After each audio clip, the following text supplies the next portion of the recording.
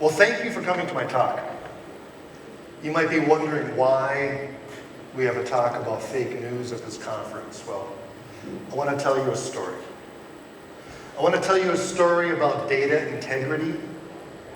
I want to tell you a story about tainted database and what I believe to be the largest ongoing social engineering attack of all time.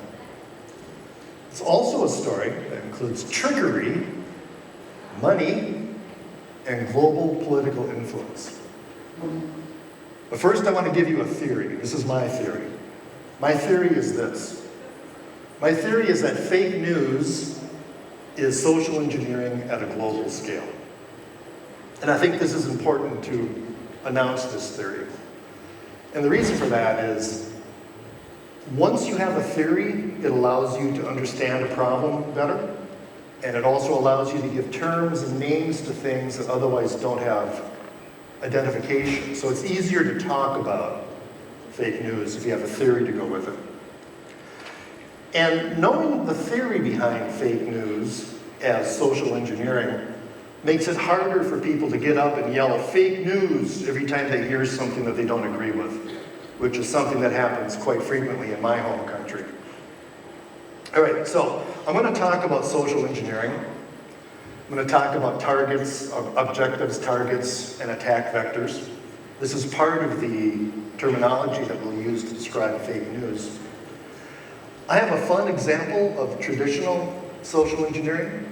I have a suspicion that there are some people from the press here today that maybe aren't real familiar with social engineering. For those of you who are, this is an actual example that's, I think, kind of fun. So I'm hoping you'll enjoy it. We're going to talk about the motives for social engineering the news. And those motives are economic. And I've got some case studies where I'm going to describe who's doing it, why they're doing it, how much money they're making. And we're also going to talk a little bit about people who do this for influence. But first, a little history. Or let me at least describe to you why the news is so important and why it is such a big target and what makes it so vulnerable to social engineering attacks. So when my country was first founded back in the late 18th century, it soon got the title, The Great American Experiment. Now that title confuses a lot of people. And it really confuses us Americans because we're easily confused anyway. But the term great has nothing to do with the government itself. There's nothing great about the government or the republic that was founded. There had been democracies well before the United States. Certainly the Greeks had democracies. There were other existing democracies at the time. In fact, the United States wasn't even the first democracy in America. The Native American Indians had democracies generations before the United States. But what made the first United States great was its size, and that's what it refers to. It was big, at least it was big at the time.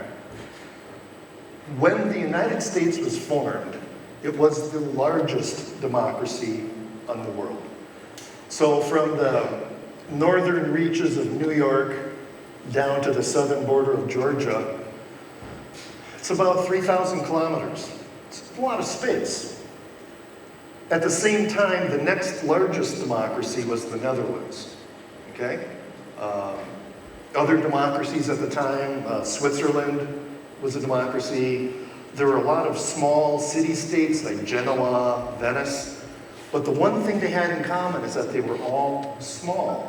Well, here you got the United States, and the next largest democracy is the size of South Carolina.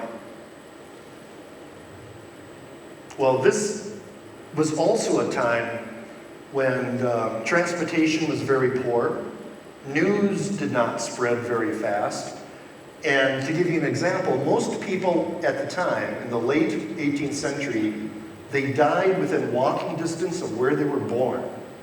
Think about that for a moment. So this created a huge problem. And that problem was this. How can you have a democracy that is so large and communication is so poor, how can somebody living in Pennsylvania, in their own little community, know enough to cast a knowledgeable vote for somebody who's going to set policies for things like currency, international trade, tariffs, diplomacy? It was a real challenge.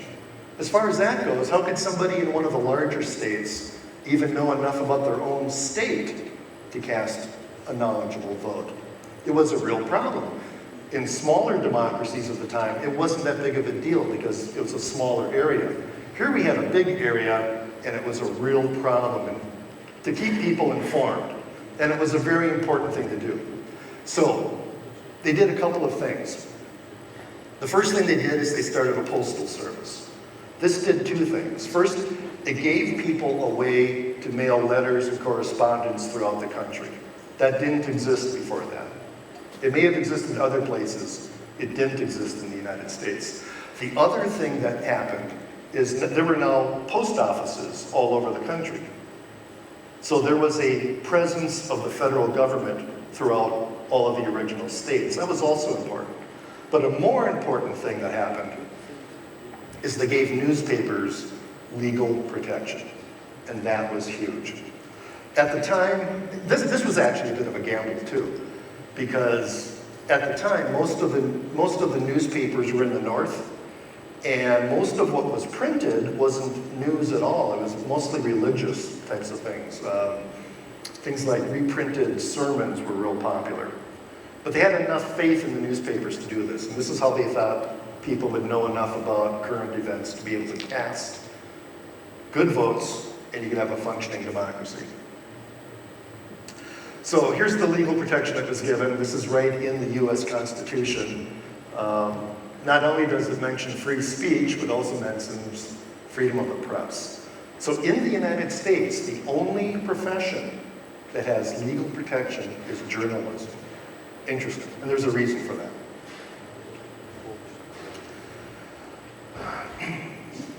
So the founding fathers could have never anticipated what was going to happen with the internet. Things worked out pretty well with newspapers, they worked out pretty well with radio and television, because there were ways to keep people honest. And that's because the amount of investment required to run a TV station or a radio station or a newspaper was substantial, and you weren't going to jeopardize your reputation or your investment with a bad reputation. Recently, the Los Angeles Times sold for $200 million. You're not going to pay $200 million for something and not take care of it. Well, the internet's different. And right now, people get their news from the internet. And this is a real problem. The rules that kept newspapers, television stations honest don't apply to the internet. So where are we at today? Well, often the press is seen as the enemy of the people. Sometimes the government comes out, they try to control media. And sometimes when there's news that is in conflict with the official government position on something, they try to disparage the news. Okay, so that's kind of the situation where we're at right now. In any event, we have news that we can't trust. So think back again, this is a hack. This is a tainted database, okay? This is a data integrity issue. So it's much larger than just the news. So if one of the objectives, and we'll talk about objectives in a bit here, but if one of the objectives was to lose confidence in the news, well, that's already happened. As you can see, it doesn't matter if you are conservative or liberal or someplace in between, people just don't have confidence in the news. These are US numbers, by the way. These are not European numbers. And it's even sadder when you look at young people. Young people have absolutely no confidence in the news, and it's getting worse. So again, if the goal was to destroy confidence in the news, that's already happened. So how is online news different from non-online news? And I'm not talking about websites that are run by newspapers or TV stations. I'm talking about these other news sites that crop up. This also applies to social media, by the way. So if you buy a newspaper or if you watch a TV show, you pretty much know where that information is coming from. In the case of the internet, you have no idea where that news is coming from. It's posted anonymously, okay? It's posted anonymously. Not only that, you can post news remotely. You can have somebody sitting in Albania posting news stories for consumption in New York City. That's new. That's new. The other thing is that the whole process can be automated. And we know that happens. There was one very spectacular case where there was a foreign state sponsor who posted a political tweet on Twitter. And we know this was state-sponsored because, well, we know it was automated because that tweet got retweeted once a second for several hundred times. And we know it was automated because the screen names of these tweets were posted in alphabetical order.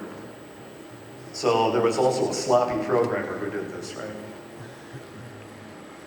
But if you look at these elements, posting anonymously, working remotely, doing automation, do you recognize a pattern here? This is hacking. This is what separates online crime from physical crime, okay? Anonymity, remote action, automation. This is what got me interested in all this, because I'm a hacker, all right? This is what I do. I write bots and botnets for a living. I have a small agency where I do competitive intelligence and counterintelligence. These are exactly the same techniques I use.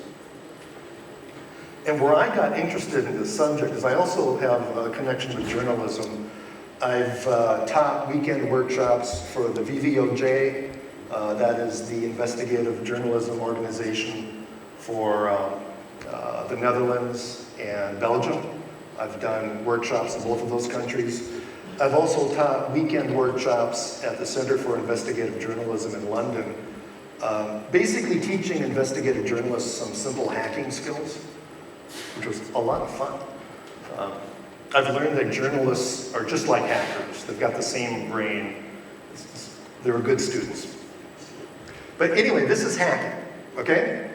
Fake news is hacking. It's got all the elements, it's got the motives, it's social engineering. So social engineering the news is not a new thing either. I'm going to give you a historic example. In New York, in the late 19th century, there was a newspaper war between two newspapers. It was Randolph Hearst and Pulitzer. And they were in a fight for circulation. They wanted to get more and more readers. And what they started doing is they realized that if they had a very sensational headline with some scandalous article, it would sell. And it came to the point where they didn't even care if it was factual or not. They just wanted to get things to sell. So they started this thing, ended up being called yellow journalism, if you ever hear about it. And where it became big was, at the time, there were tensions between Spain and Cuba, and the United States sent a warship down to Havana to basically a show of strength, trying to keep the peace. And these newspapers were sending reporters down to Cuba to report on it, and they just were looking for scandalous things to report. And that's all they did, and it sold newspapers. And what happened is that the public sentiment regarding what was going on between Spain and Cuba became very heated. And then one day, this warship that they sent down to Havana, the United States warship, it blew up. Now, of course, the newspapers published, it was the work of the enemy, it was all of this kinds of stuff. They got people riled up. The reality is that historians believe it was a fire that happened in the engine room. It had nothing to do with sabotage or anything. But the public sentiment was so worked up that there was pressure on the US government to declare war on Spain, okay? And that was the beginning of the Spanish-American War. Largely the product of fake news. So this stuff has actual consequences. Okay, so like I said, I'm gonna talk a little bit about social engineering. I understand that there are people here possibly from the press. So I'm gonna break this down a little bit. And if you are familiar with social engineering, I think this is kind of a fun story. So social engineering has three parts. Like I said, there's an objective. We already talked about one of those objectives, and that would be to lose confidence in the press. There's the target, and those are the people you go after. And there are attack vectors, and these are the mechanisms that you use to attack the target and to achieve your objective. The important thing to remember about social engineering is that it's a transaction. The target gets something in return for their effort. And I'll explain a little bit more about this. But generally in the case of social engineering, if you are the target of social engineering, and if you fall for the attack, you generally feel good about yourself for doing it. It's kind of strange. And one of the things that people get is something called confirmation bias. If you leave here with any piece of information today, I want you to know about confirmation bias because it's very important. And what it says is that people tend to like or favor items that they have a pre-existing belief in. So if you tell me something that confirms a belief that I have, it's going to click with me right away, okay? And this is the main attack vector for social engineered news. And we're all guilty of confirmation bias. It doesn't matter how educated you are, it doesn't matter your gender, where you're from, your politics, none of that matters. We are all susceptible to confirmation bias, and we all do it. It affects things even beyond social engineered news. It's advertising. It's all over the place. So I'm hoping that you'll leave here today thinking about confirmation bias and how it affects you personally, because I can guarantee it affects every one of you. Okay, so here's our social engineering example. This is a recreation of a help-wanted advertisement that appeared in my local newspaper probably 20 years ago. And it was an advertisement that was run by the attorney that I used, the law firm. And when I saw this ad in the newspaper, I picked up the phone. This was back in the 90s. I literally picked up the phone. And I called my attorney and I said, if you want to keep me as a client, you need to stop putting ads out here like this. And I'll show you why. So it basically was a nice looking ad. They're looking for a IT help desk, describes the company, what they need, contact number. It looks, on the surface, it looks like a really nice opportunity for somebody. But it is a prime target for social engineering. Let me show you why. So the first thing I know is that they have secrets. It's a law firm, and they deal with business acquisition, okay? So they've got secrets. So if I'm a competitor, or if I trade stocks, it'd be really nice to know about acquisitions and things before they're actually available to the public, right? So they have secrets. That was their first problem. Second problem, I know whose secrets they have, okay? They told me. They told me they have secrets, and these are the people whose secrets they are. By the way, these are not the actual companies. I didn't want to put the actual ad up. They have law offices all over the country, so this tells me that they're distributed, and that might be a potential attack vector. They're telling me how to hack their system, okay? They're using PC Anywhere, so this was a few years ago. And they're also telling me the phone number. Okay, this is their phone number. The way this probably works is if I went down a few numbers and started dialing sequentially, I would eventually get the modem attached to their PC Anywhere server, right? That makes sense? If they're doing it on site, and I assume they were.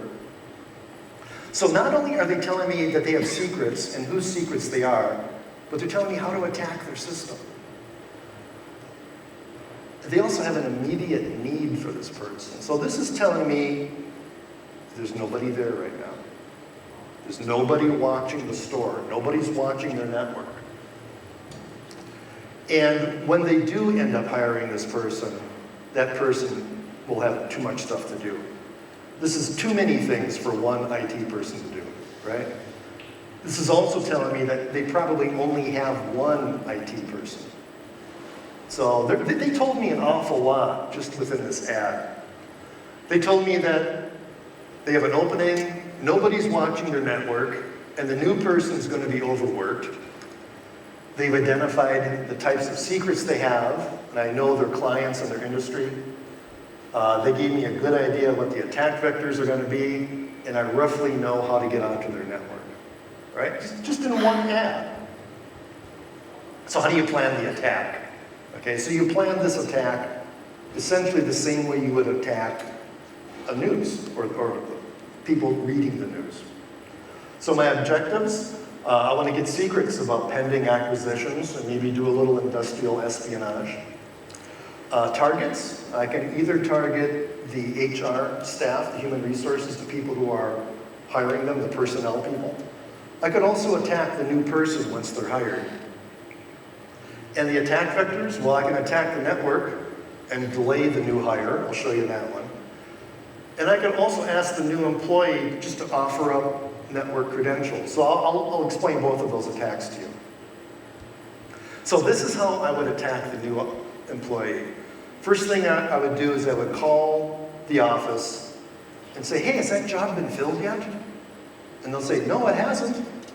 You know, and they'll be more than happy to tell me what it has, right? They're going to cooperate with this. That's the cool thing, because they're being social engineered. And they feel good about it because they're helping somebody, right? So in the meantime, while I'm waiting for that job to get filled, I'm going to research this law office and learn as much as I can possibly learn about it. I'm going to learn about all their cases. I'm going to learn about all their attorneys. I'm going to learn everything I can. And then as soon as the new person is hired, I'm going to get on the phone and I'm going to call that new IT person. And I'm going to pose as an attorney at a remote office, and I'm going to create an emergency. I'm going to say, I'm in court, you know, I'm such and such attorney, I'm in court, and I need to get on the server and I can't get on, can you help me? So what's that person going to do? New on the job, they want to be helpful, right? So they're not going to question it. Say, look, I got 5 minutes, they want to settle this case. They're going to tell me how to get on the network, right? It's that simple. And they're going to feel good about it. That's the amazing thing. It's like, yeah, I helped out. Yeah, good hire. Now the other attack I could do is I could keep dialing numbers sequentially until the modem answers. And then I could just do a brute force attack on their PC Anywhere server. And I can do this because nobody's watching the network, right? I don't even have to be coy about this. I can be very bold and just do a brute force attack. And once I get access to the network, I can maintain my access by delaying the new hire. There's a couple ways I could do that. I might flood their office with CVs of very qualified applicants. Give them a lot to do, so it takes a while for them to hire it. Or I could compete for candidates. I could put my own ad out looking for the same person, offer them better work, right? So I could either flood them with applications, or I can make sure that the applicant pool is directed toward me and not them. But in the meantime, I've got access to their network. So that's basically how social engineering works. So how would you plan a media attack? Well, you got to figure out, again, what your objectives are. Your objectives might be financial. We're going to look at a couple of those. Or your objectives might be influence. Or, again, to reduce confidence in the news or to weaponize information, and we'll talk about that too. Who are my targets going to be? Well, it's just about anybody, really. People who don't check into facts, look at sources, or people that are just seeking affirmation for pre-existing beliefs. And again, that's all of us. So the targets are pretty broad. The attack vectors, targeted social media ads, targeted social media links to news stories, social media, Twitter, Facebook. Those are the typical attack vectors. So the objectives, again, economics and influence. Let's take a look at some of the economic cases. And we're not going to spend a whole lot of time on people looking for political influence because there's so much of that in the news right now. So let's look at the economics for a moment. So the first case I want to talk to you about is this guy named Justin Kohler. And if you're interested in the source, it's right on the screen. So he got into fake news about 4 years ago, and in interviews, he claims he got into it to infiltrate white supremacist groups. That's what he tells people, but his motives were clearly economic. He registered a whole bunch of websites that look like real websites. The National Report was probably his most famous ones, but he did other ones that were kind of spoofs of USA Today, Washington Post. There were others. And he was amazed at how fast and widespread fake news spreads. One example that he did, and this is an example of how even an economically driven fake news story can have political effects.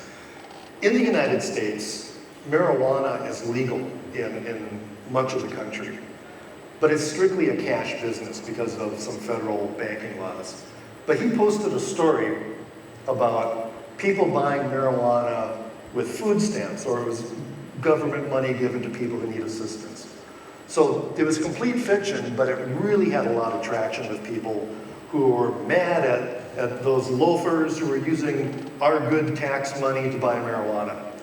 Well, the reality is it's a completely bogus story, and if you understood the laws, you would know it was a bogus story. But that didn't keep some of the lawmakers from introducing legislation to make this illegal, but it's not a problem. But it was a waste of time. It clogged the gears. And again, they used highly targeted social media as their attack vector. This guy employs 20 to 25 people. He makes money. He makes $360,000 a year, potentially. And it all comes from pay-per-click advertising. Another guy, Justin Smithson, he did this part-time. He's actually a pilot. He runs about 45 news sites, and he typically targets clickbait, where he claims a celebrity has a connection with a smaller community. So he'll say something like, some celebrity has this to say about your city. So people have pride, they want to find out what people think about their city, they click on this. And he would do this for all these different cities throughout the country. And he was also quite successful at it. He did find that political articles are more profitable than non-political. And to show you how quickly things spread, he got 100,000 Facebook shares almost immediately from one of his stories. And that's often how things spread. I don't want to talk a whole lot about state sponsors other than everybody does it. These are the two big players. It happens everywhere. I mean, it happens here in Bulgaria.